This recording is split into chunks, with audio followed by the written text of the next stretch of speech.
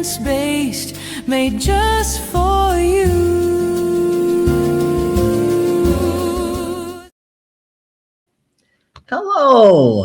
Hello, and welcome. Welcome to Dr. Jeff Talks about sex and intimacy, where we explore the science, the psychology, and the lived experience of connection in our relationships.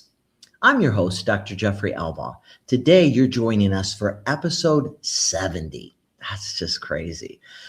Episode 70 is on moving past bad marriage advice, what actually works for couples. Whether you're watching live or whether you're listening to the recording later, every single moment of your amazing life matters, and I count it a true blessing and a gift to have you here present to improve your life. I sincerely thank you for being here, and I just want you to know that you are the reason that this podcast exists. So thank you for being here. We are connected across so many platforms. We're on Facebook, we're on YouTube, we're on X, we're on LinkedIn. If you're joining on X, pop over to one of the other platforms, including StreamYard, and you can give us your questions. And if you are a Facebook person, do us a favor, follow us. The more people who follow us, the more we can do on Facebook. We appreciate our followers on all platforms, so thank you. Visit the website. If you haven't already, the website is chock full of every single one of our past episodes. After tonight, there'll be 70. Number 70 will go in there. So you can watch any episode from the past. You can pull up the calendar and see the amazing, awesome guests who are coming on in the next couple weeks. We're booked all the way through July. And we've got all kinds of great people coming on to share their expertise with you. So go to the website. You can take Dr. Jeff where you go. If you're working out, if you are on the road, whatever you're doing, take us with you. We are streaming. We are on iHeartRadio, Amazon Music. We're on Spotify. Wherever you are, we are. So if you're working out, you can work out and learn more about sex and intimacy. So please take us with you. As I always do, I'd like to remind you the mission of this podcast is very simple. It is to empower and to enlighten you with the scientific evidence-based information that improves your sexual health, that deepens your loving relationships, so you can live this one miraculous, wholehearted life more fully and with even more love. So today, there's no shortage. If you haven't noticed, there is no shortage of marriage advice out there. Gosh, friends, family, social media, even well-meaning professionals, all offering guidance on what exactly couples should do, right? What should you do? But what happens? What happens when the advice doesn't actually help? Or worse, what if the advice leaves couples feeling more disconnected, even frustrated, or even misunderstood? Well, in today's episode, we're taking a closer look at the gap between common marriage advice that you may hear and what truly works in real relationships. So joining me is Monica Tanner. She is a relationship coach and an educator who helps couples move beyond one-size-fits-all advice and into approaches that are practical, grounded, and effective. Together, we're going to explore how to let go of unhelpful myths or advice and build skills that support deeper communication. You know how we always focus on communication here, more intimacy, and lasting, meaningful connection. So Monica Tanner is a relationship coach certified in both relational life therapy and sex therapy, and the author of the best-selling book, Bad Marriage Advice. And her work is dedicated to helping couples create more connected, intentional partnerships. That's important. With a focus on practical tools and real-life application, Monica guides individuals and couples in moving beyond outdated or ineffective relationship advice towards strategies that foster communication, emotional closeness, and mutual fulfillment.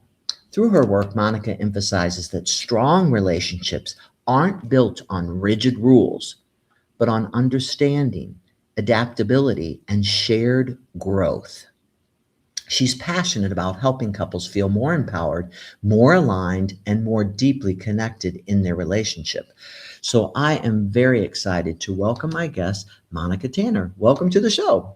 Thank you so much, Dr. Jeff. Thanks for having me. I'm excited to be here with you today. I loved your book, and I am looking forward to you sharing and us chatting about this wonderful book. So let's jump into the presentation. Let's do it. All right, here we go. So this is our topic. I think it's a really good one. And you dedicated a whole book to it, right? Tell us a little bit about how did the book come about? Yeah, I love this question. Thank you so much for asking. I actually wanted to write a book forever and ever and ever, but I just was like, I just didn't have the right just motivation for it until my oldest son, who was 21 at the time, called me and said, "Mom, I met the girl I'm going to marry. I'm going to propose next month." And I was like, oh my gosh, I started to panic. Have I taught him all the things he needs to know to do this? Marriage is no joke. And so I sat down to write him, kind of just a love note from mom to son. And it quickly turned into this book because what I realized was that as soon as he announced he was getting married and they're so young, everyone was going to have advice. And I remember from when my husband and I got married at 22, so I didn't have much of a leg to stand on. When we got married at 22, everybody had advice, and some of that advice turned out to be really, really bad. And so I wanted to save my son and his beautiful wife some of the heartache and anguish that came as we kind of tested all of these pieces of advice. And so you pulled out some really, really good ones, and I'm excited to chat with you about those today. Okay, so let's jump in. And so basically, tell us a little bit about the book. I kind of put some of the chapters and the myths in there. So tell us about the book. Yeah. I mean, basically, it's if you imagine, there's the note cards that they put out at the bridal showers and everybody writes their best advice. And then people come through the receiving line on on the night of the reception. And everybody has this well-meaning advice. Absolutely wonderful. People that have been married for a long time that are happy, they all have something to say about how to make a marriage work. And for you, Dr. Jeff, congratulations on 40 years, right? My Yeah. husband and I just celebrated 24. Wow. And, it took us a while to figure out, but some of this advice was like the exact opposite of what we were actually going for in our marriage. And I'm not saying that all of the advice has always been bad. My guess is that, at some point, some of this advice was helpful. But Mhm. we expect more right now from modern marriage than we ever have before. We want our partners to be our best friends, our adventure buddies, our longtime lovers, somebody who challenges us, somebody who supports us, somebody who sees us in all the ways. Intimacy has never been more important than it is right now.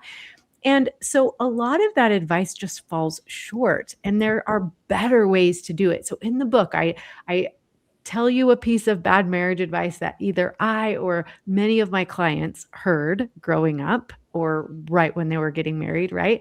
And then why it's not good advice and how to do it better. And each one of these chapters contains a skill for communicating at a higher level than is required for the kind of cliche marriage advice that, people love to say. It rolls off the tongue. It sounds good initially, but then when you really try to implement it into a real marriage, it falls flat. It's so funny, and you can see from from what I put together, the word platitude just jumped out at me. And I, like you said, it's not to negate that these well-meaning people are not trying to help you and give you really good advice. And some of the myths that you hear, you read it and go, well, that doesn't seem like a bad thing. And it's not necessarily that it is, but it's not always useful. So that I kind of defined it as unuseful. It's overused, and they're just sayings or advice that actually sometimes can cause cause damage rather than help. And you give 15 different myths, starting with find someone who completes you, which we remember that from the Jerry Maguire movie, right? And it's like, So romantic, right? but at the same time, like, you're not a complete person on your own and you don't come to the relationship as a complete person. That doesn't really, when we pull it apart, we're like, that's not really healthy, right? It's like, so Creates a lot of enmeshment, codependence. Like when you really think about it, you're like, oh no, this is not going to work out. right. So, but it could be something that people think, oh gosh, but so I think that there's good things in here. And we have if they love you, they'll know what you want. They can read your mind. The right person won't hurt you. Happy couples don't fight. Don't sweat the small stuff. Never go to bed angry. And then we have the next ones are marriage is about compromise. Divorce is not an option. Love is all you need. Happy wife, happy life. A good wife keeps her husband satisfied. You'll have time for each other. You'll have time for each other later in life, right? Later After in the life. kids are grown, after you've got your career, once you make a certain amount of money. Oh yeah, that's a big one. If you're not getting along, you pick the wrong person. Whereas, we all know Gottman taught us when I did my couple training, conflict is inevitable. You better learn how to navigate it, because if you're not, are you really engaged and are you passionate and caring if you never have conflict? So I thought that was a really good one too. Growing apart is a sign it's over, and then happily ever after doesn't exist. So those are the different myths. And I'm going to pull out two of them that we were talking about earlier that I thought were great examples. Did you want to go over anything else about the chapters of the book before we do that? No, let's chat about specific ones. Let's jump in. Never go to bed angry. Gosh, everybody out there has to have heard this, right? Yes, this one is very, very, very well used. And, I cannot tell you how much sleep I lost over this piece of advice because when I first got married, listen, I come from a long line of divorce, which is, very much part of my mission is to lower the divorce rate and raise marital satisfaction. Because, for me, that's my cycle breaking. And I don't know if you can hear that. I'm so sorry. I'm not sure how to make it stop, but You're okay. okay. Yeah. So, when so many people came through the line at my reception, they were like, "You're gonna be okay. Just don't ever go to bed angry." And I was so determined to do that right. Well, the thing about my husband, he is a great man. He is definitely a morning person. And at a certain point at night, just shuts off. Like, you we're not gonna discuss anything important after a certain time of night, but I didn't really know this in the beginning. I just knew that we would start picking at each other or we would, have these disagreements late at night, and I would wanna stay up literally late into the night working this out, and my husband, on the other hand, would just roll over and start snoring, and to me, I was like, "Oh my gosh, he doesn't care about me. He doesn't care about this marriage. He's gonna leave me. He wasn't listening to the advice. Like, what am I supposed to do?" And I would just panic would strike me. And he was What's so funny about that, Monica, is that I think what the intent of the device was, don't carry the anger forward with you, resolve it. And the exact opposite was happening, with what you're talking about. And because again, and it's exhausting what you were going through, right? And it's like, and maybe that night, staying up to 2 or 3 is not a great idea to try and resolve the issue. But I think the intention was probably don't carry the anger with you. But what you did was, of course, you were like, wait a minute. It's like, how do we resolve this? Well, Yeah. on some nights, yeah, I mean, I would just start bawling, crying. I would write in my journal. Sometimes I would wake him up and I would be like, "We're not supposed to go to bed angry." And his response was, "I wasn't angry until you just woke me up." I was like, "What am I supposed to do?" For sure, for sure. So I'll tell you how I learned a better way. And that was after years and years and years of lost sleep. I will tell you, many, Mm, many, many sleepless nights. I finally realized that my husband, there's no possible way because of what he experienced growing up that he could possibly understand what was going on inside of me when mm, he rolled over and went to sleep. So I wow. remember one night, it wasn't like a big argument, but he rolled over to go to sleep and started snoring. And the panic started to rise within me, and I knew I wasn't going to be able to sleep. And so I just kind of like, tink, tink, tink, can I tell you what's happening to me now as you're, falling asleep? And he's like, sure. So he sits up and I'm like, all of my biggest fears literally become larger than life when I don't get to, like, have any type of resolution on what just happened. And he's like, "Okay." And so I start telling him about my experience and my grandpa and my dad, they walked away and, all of these abandonment issues and he's like, "Oh," and I'm like, "My biggest fear is that you don't care about me, you don't love me, and you're just Mm, gonna walk away from this." And he's like, "Oh." He's like, "Well, I love you and I'm not going anywhere, but right now I just really need to sleep and get a new perspective on this. So I promise we'll talk about it in the morning." And I was like, "Okay."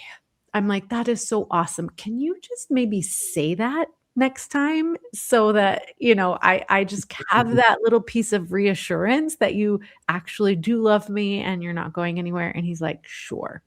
And so for years, what would happen is, we would get into it. We'd get to some sort of scuffle late at night, and he'd say, "I love you. I'm not going anywhere, but now I'm going to go to sleep, and you should too." And I was like, okay. It was just enough for me to be able to settle down my nervous system and be able to actually get some sleep. And here's what happened in the morning. mm, This is where all the trust and all the resilience was built because in the morning, he would wake up before me because he's a morning guy and he'd wrap his big, strong arms around me and he'd say, "I'm so sorry we fought last night. What do we need to do to make it better?" And half the time I'd be like, "Oh my gosh, I don't even remember. Let's just have a great day." And sometimes I would be like, "Okay, well, this is what really hurt my feelings." But it was like such a beautiful opportunity for repair, which mm, probably we'll get into in the next one. But there's not a lot of effective repair that's gonna happen at 2 o'clock in the morning when you're both absolutely exhausted. So I use the acronym HALTS. I'm not 100% sure where it came from, but if you're hungry, angry, lonely, tired, or stressed, take care of that first. mm. Tired is a big one. If you're too tired, take a break, get some sleep, and look at whatever's happening with fresh eyes in the morning. But the key is to actually return to it and repair. And that's so important. And we see that oftentimes on the show, I talk about Gottman because I studied with the Gottman Institute and they studied thousands of couples for over 30 years. And again, that's what they say. Taking a break can be a good thing, but you have to come back to it and you have to have a plan to come back to it. So all of it fits perfect with the research too, what you discovered inadvertently. So again, back to the slide, what I think is what's important is that why it doesn't work is it's exhausting and you don't have the bandwidth any longer to work on it, right? And so then you make a plan to come back to it after you both have a little bit of a respite, which is a really good idea. And again, these are things that are based in evidence. They're real. They really do work. I know sometimes you think, well, is that okay? The fear is, and your husband, I love how he reassured you, we're going to come back to it. And then he did come back to it and Mhm. started from what a great space to start with. I'm sorry that we disagreed and we fought. My opinion's still valid, your opinion's still valid, but I'm Mm. sorry we disagreed. And what can we do to make it better? You repair is immediate almost with that. So that's kudos. That's really good. So you can choose the time apart to reflect and cool down. And then, of course, remain curious about your partner, about their equally valid perspective, and believe what they think about it is just as valid as what you think about it. Yes. And I think that the reason why people get so passionate about this piece of advice is because it does have roots in the Bible, right? They say, don't Mhm. let the sun set on your anger. So people get really, really, fixated on this, never go to bed angry. But don't let the sun set on your anger is really, to me, it means you don't want to not have a repair conversation. The repair is what's important, and that is the point. Don't let the sun set on your anger means don't let it go unrepaired. Exactly, unresolved, because we know those unresolved perpetual issues, oftentimes it's all these little things, but when you look under them, it's the same thing, right? Mhm, And so mhm, those unrepaired, unresolved issues are what are causing couples ongoing problems. A mhm. great example. And so we just talked about one of the myths and how she debunks it. And again, not saying it has no worth at all, but just Right. saying here's a better way. And here's another one. Love is all you need, just like the song Oh, the says. Beatles, who are all divorced, by the way. Right. That does say something. Yeah, So we both know love is super important, but it's not going to automatically and guarantee that you're going to have effective and good communication, that you're going to know how to resolve conflict, or that you're going to have lasting happiness just because you love each other. You still have to put work into it. absolutely, absolutely. And the thing about, I think, love, communication, all of these things that are required to really create, or I like to say co-create Love it. happily ever after, is like any other skill. If you want to learn a sport, you want to get good at playing an instrument or learn something new, you might have to start as a beginner. You're going to be bad at it before you're good at it. But what makes the difference is, are you really prioritizing this thing? And are you learning the skills required to be better at it? And so, if you want your relationship to succeed, it goes beyond love. It goes to commitment. Am I committed to learning how to do this well? And that means the skills of communication, the skills of repair, the skills of emotional regulation. All of those things are paramount to co-creating your happily ever after love story. Definitely. I love too how you use the word intentional a lot. And that your intention, that you put intentional effort, that you make time and space for it. And then, of course, people are always like, well, we don't really know how to communicate, but that's a skill building thing. And there's so much great information about how to communicate better, using eye language, doing different things. There is awesome information about there how to do it. But here's the thing that's interesting. I don't know if you found this, Monica, but I find with my couples, they're like, but it feels awkward. It feels weird. But I always remind them what you're doing isn't working. Are we all Mhm. in agreement of that? It's real easy to fall back in those patterns, and it's going to feel weird to restate stuff all the time. But restating does this amazing thing. First, it acknowledges it matters what you say to me, and what you say to me is very, very important. And I want to make sure I understood and got it right, that the message I received is what you tried to tell me. There's those two super important reasons why it's so important to communicate effectively. So restating shows you I listened, and did I get it right, or do I need to understand further? Yeah, absolutely. I mean, if you think about it, even uh, professional musicians or professional athletes, they still have coaches, not because they're not proficient at what they're doing, but because it helps to see something from a different perspective, right? A good coach, counselor, or therapist is going to help you see what you cannot see on your own. And it's also, you creating such, oh my gosh, I'm having a hard time with my words tonight. Something You're like also allowing somebody to influence you. So what happens with couples, like you said, is they get into a certain dynamic and they have a hard time seeing the that. dynamic. And even couples who are very skilled at communication, oftentimes that dynamic is held into place by losing strategies or adaptive behaviors from childhood.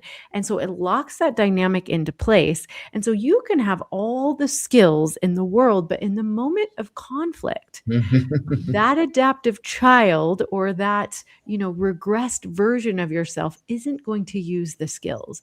So oftentimes we need some help from a coach or a professional who can help us get to a point where we understand what our adaptations are and what our protective behaviors are so that we can actually access the skills that we've learned. Definitely. And as we say here, investing in learning how to communicate. Communication is a skill, and conflict resolution actually Gottman, they have the sound house. The foundation is the friendship or the love, right? And then the house itself is managing conflict, really learning how to navigate through.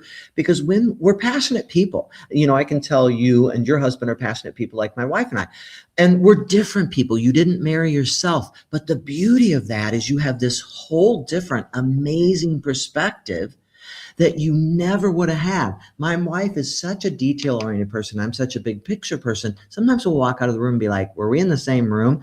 But I would never have gotten the detail that sometimes saves us in a circumstance. And she wouldn't have necessarily got the big picture because that's not how we see or view things. So it can be incredibly liberating to have that other view and that other perspective to help guide you to better places if you're open to it and you're curious about it. So even though love is the foundation, skills and habits are the structure that make a relationship really last. Yes. And like you said, two perspectives always better than one. You're going to see more of the picture with two different perspectives. I love to say about my husband and I, because we are so very, very different. And I get a lot of couples who are like, we're just too different. And I'm like, for my husband and I, it is our differences that creates the passion in our marriage and navigating those differences that creates the intimacy. So sometimes it just takes a little bit of a perspective shift to see those differences as strengths and learn how to respect each other's differences versus just be annoyed with them. For sure. And the thing is, a couple things that you said earlier that I think are really important. Now, yes, I have been married 40 years, but the thing is do my wife and I drive each other crazy sometimes? Of course.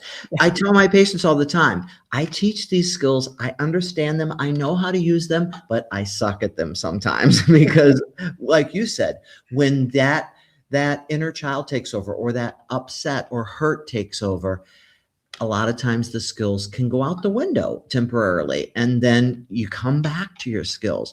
You do your repairs and apologize, and you own what you did, and you move forward. And that's what works. So don't think that like we're so great at this and Right. we're not. You learn this through challenges in your own relationship, and that's how we all learn a lot of this.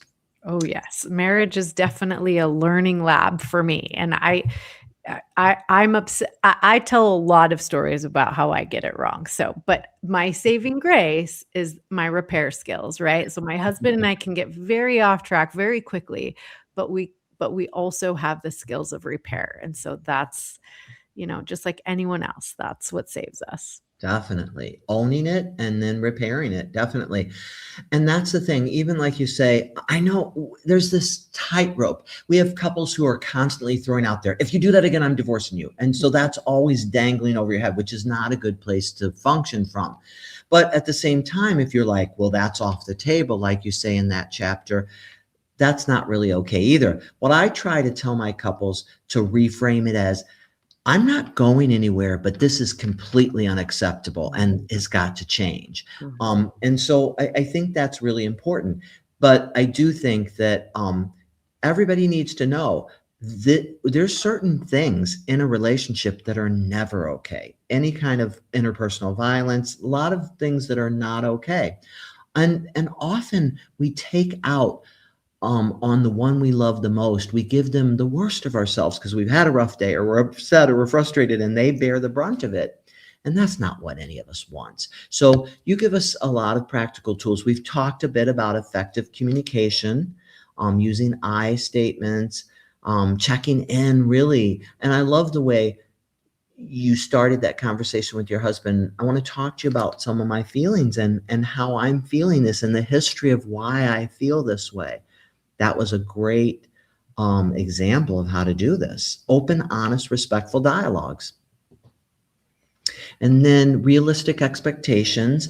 I mean, our life is not a movie. Movies are not real, and so what you see there is not necessarily going to be realistic. So really looking at conflict's going to be inevitable. How do we have growth and change within the marriage while being flexible and adaptive to that change? And then those intentional connection rituals. And these are, I always tell my couples, every day, sometimes every moment, you make choices for or against love in your relationship. Mhm. You get yourself a coffee before you come home. Did you think about your spouse? The most basic thing in the world, going to the bathroom. What did you do with the toilet seat when you were done? Because if your mate is of the opposite sex, and may or may not be, or do they prefer it up or down or whatever? Everything we do affects the other person. So I think those intentional rituals, the choices we make every day. And then, of course, we've talked about debunking and replacing harmful myths, focusing on personal growth, because when I'm my best me, the relationship's better. I love that you bring that out in the book. Yeah. And the reality is we only have control over ourselves anyway. So we can try, and most of us do try to control our spouse, our children, our pets, and quickly realize, well, some of us quicker than others, that we're spinning our wheels if we're trying to get our partners or our other people in our lives to do anything. Really, what it comes down to is the only person we have any control over is ourselves. And the truth is, Monica, this is more than enough to do. So stay Yeah. in your lane, stay in your lane. Very correct. Because this is more than enough to work on every day. And I love too some of the work that's out there about this. Mel Robbins' work on let them, let them so you can let yourself be the best you. But all kinds of good things out there on that. But I love that you bring up really being the best person you can. Then we talked about conflict resolution. We have a whole podcast on gratitude and the power of gratitude and appreciation, and also how that can really live within a relationship. Setting boundaries is really important in all relationships, and self-care and seeking outside support when needed. Just great practical tools in the toolbox to help couples move forward. So I love those things that you include in the book. Yeah. Well, thank you for reading it. I can tell that you definitely read it and studied it and mined a lot of the really great principles out of it. I appreciate that. So I know, and so this is the reality of when we do live broadcasts. We have patients, we have couples, we have people we work with. And so I'm moving through a little quickly because I'm being respectful of Monica Tanner's time, because nothing's more important than our families, our friends, and our patients. And she has some other things that are going on, and I want to make sure we get through everything of all the brilliant things she has from her book. But in summary, basically, that personal growth is important. I love how you emphasize that. Marriages require intentionality, one of my favorite words, and effort. Emotions and fatigue can impact conflict. Yes, we come in with emotions. And like you said, is it the best time to talk about it when you're so triggered and so upset? Connection needs constant reinforcement. Regular rituals, appreciation, quality time, and professional support can be helpful. So, what of these would you like to end your message, and what you'd like to say to our listeners? Such a great book. And then I do have 2 questions that came up, and I will give you those. But so let me give you those first, and then we'll end with what you'd like to share with our listeners as your final thoughts. So this is the first one. I grew up with certain beliefs about what a good marriage should look like. And I think some of them are hurting my relationship now. How do you start unlearning those messages without feeling like you're doing something wrong? I thought that was a good question. It's a great, great, great question. I often go back to a book that I really appreciate by Emily Nagoski. It's called Come As You Are. And what she's talking about sex and intimacy, but you can really apply this to any beliefs in your marriage. She refers to them as a garden. So when you're young, you don't have any control over what's being planted in your garden. That's up to your caregivers, your teachers, the people who are there to help raise you. But when you become an adult, and especially when you get into a long-term committed relationship, it becomes your responsibility now to tend to that garden. So we have to really go through and look at what's growing in this garden. Are they seeds that are nourishing, or are they weeds? And it becomes our responsibility now to pull out the weeds. Sometimes we have to pull out everything and rototill that entire garden and then replant the things that will actually feed our relationship and be nourishing to us. And so it's really important, you're not doing anything wrong. You're operating on the seeds that were planted for you before you had anything to say about it. So now, as an adult, it's your responsibility to go through and, is this serving my relationship? Is this nourishing? If not, it's got to go. And you've got to figure out what will. And those are the beliefs, those are the teachings, those are, really all of the things that made you who you are. So important. But now we've got to go through, and how do we really strengthen our relationship? What's important now? Definitely. I love the garden metaphor. And Emily Nagoski is a neurobiologist and is a colleague of mine from ASECT. And she wrote that amazing book, Come As You Are, and a great resource. And again, all science-based and all things that really are true. But I love that garden metaphor. Nurture your garden, but it's your garden now. Yes. You inherited a garden for sure. And it's got sometimes maybe even these 15 myths that may not be serving you anymore, and there may be wonderful things that serve you in the garden, but you decide what stays and what goes and nurture it. So I love that metaphor. Very well said. Second question, if a couple feels stuck and what they've been doing isn't working, what's one small practical shift they can make that actually leads to meaningful change? Okay. This is a great question. I think first and foremost, the shift that you can make is to default to curiosity. So the reality is everything that your partner does or says, even if you don't understand it or you hate it or you just think like, why is this person the way that they are? It always makes sense if you're willing to dig in deep enough. And instead of just making judgments on your partner and how they do things and how they think about things and how they're different than you, if you will default to curiosity, ask more questions. So here's an example. I have a client and he's like, I have a really hard time talking to my spouse about things when she tries to tell me that a clearly blue ball is orange. He's like, I just shut down. I can't listen to her anymore because it makes no sense. And I'm like, here's what your job, if your wife comes and tells you that a ball is orange and you see it as blue, your job is to become a detective. Figure out how she's seeing that ball as orange, because what if the ball is blue on one side and orange on the other?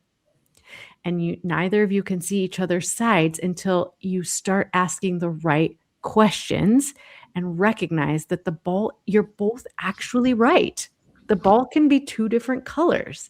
And so this is one of the most important skills that you don't need a lot of training to start implementing, is just start asking questions.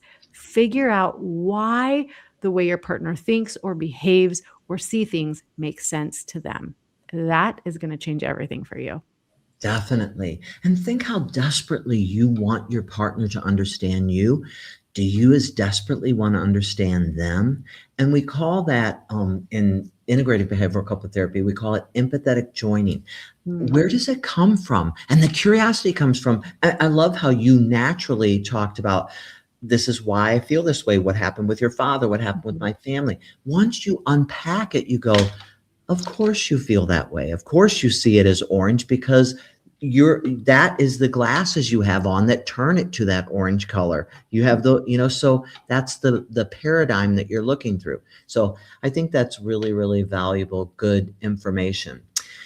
Well, lastly, I'd just like to end with, first off, oh my gosh, thank you so much for your book and for sharing your expertise. Lots of good nuggets, lots of good research-based information in there. I really respect the work you do as a relationship coach.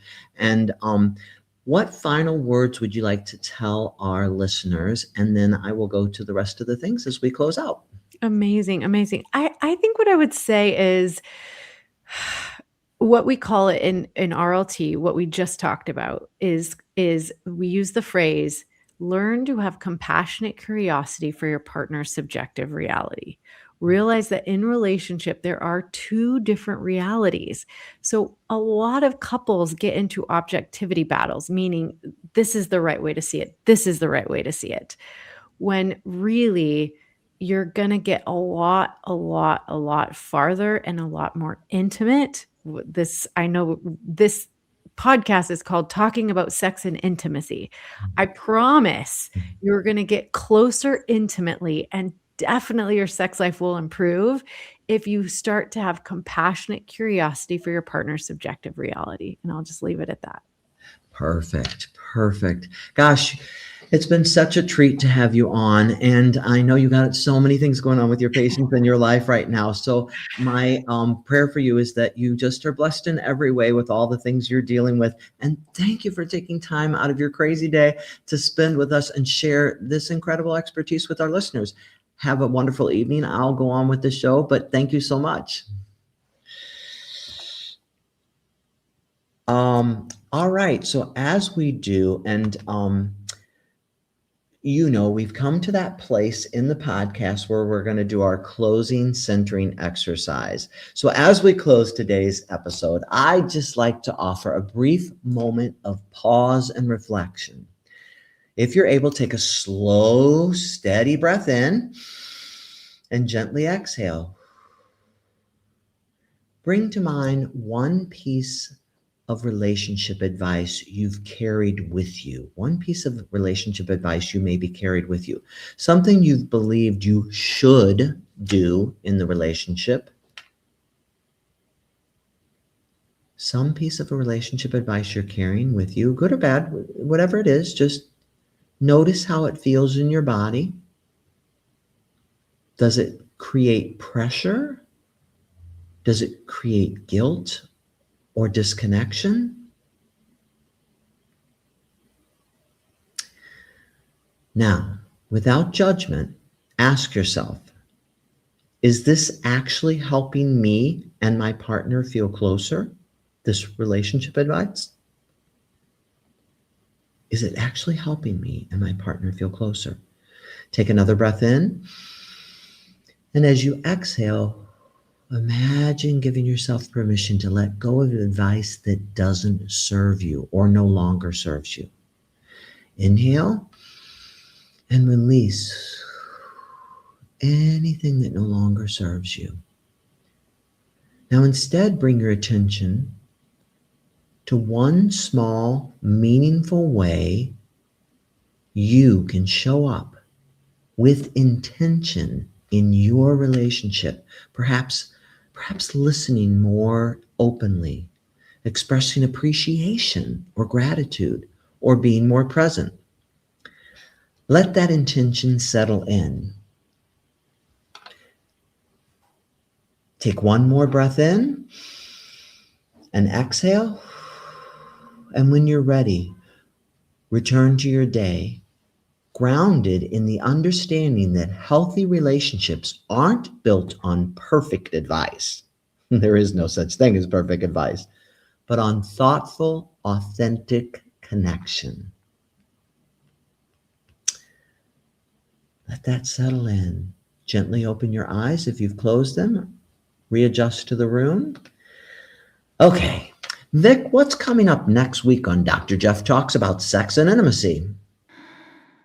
In this uplifting and transformative episode of Dr. Jeff Talks About Sex and Intimacy, Dr. Jeff and co-host Dr. Susan Kellogg-Spad are joined by Lena El-Khatib, a sex therapist, educator, and expert in cultivating erotic well-being.